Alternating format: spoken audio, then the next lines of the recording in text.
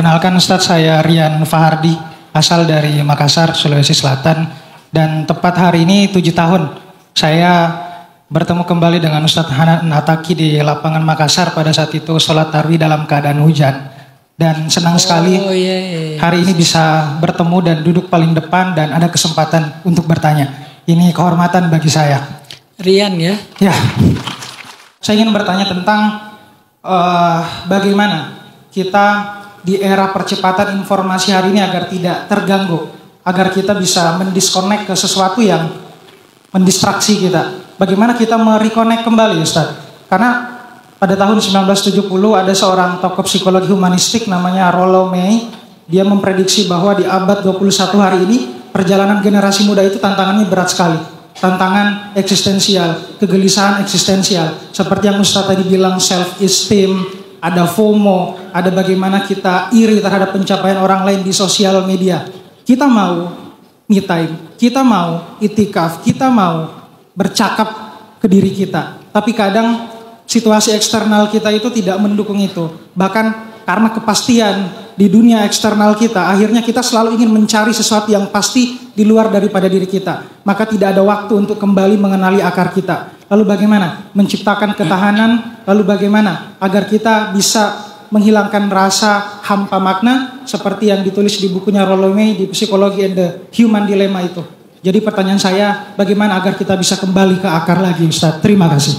Luar biasa ya pertanyaan Rian. Rian, salah satu media penyadaran yang Allah sediakan untuk manusia itu adalah alam.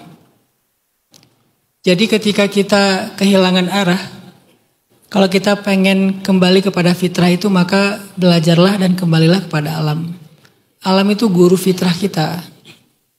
Kalau kita udah mulai missing link dalam mencari jati diri kita, gak tahu lagi asal usul kita, tujuan hidup kita, kita bingung dengan kefitrahan diri kita, maka yang bisa ngajarin kita arti fitrah itu kembali adalah alam. Karena dia setia dengan fitrahnya dari dulu sampai sekarang, gak pernah berubah. Kenapa Allah sering banget pakai analogi pohon dalam Al-Quran? Kenapa Nabi sering banget mengucapkan analogi pohon dalam hadis? Karena emang pohon itu atau semesta itu guru terbaik kita yang ngajarin tentang jati diri kita. Bagaimana pohon itu tumbuh, bagaimana akar itu mulai muncul, bagaimana dia kemudian batang dan seterusnya. Itu tuh dijelasin secara teoritis, secara ilmiah.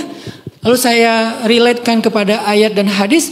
Oh gitu ya, kenapa di dalam surat Ibrahim Allah bilang pohon itu ada 3 unsur. Asluha thabit, akar, wa far'uha, batang, tu'ti ukulaha, kemudian daun, bunga dan buah.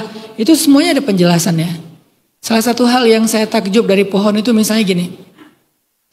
Pohon itu sebelum dia tumbuh ke atas, dia akan membutuhkan waktu lebih lama untuk tumbuh ke dalam, bukan ke atas dulu. Nggak muncul, tapi dia ke dalam tanah, mencari ruang-ruang di antara celah-celah batu untuk mengakar. Setelah dia beberapa lama mengakar, barulah mulai dia tumbuhkan batang, daun, bunga dan buah. Nah, ini semuanya adalah pesan-pesan semesta tentang begitulah proses kehidupan, begitulah semuanya berjalan.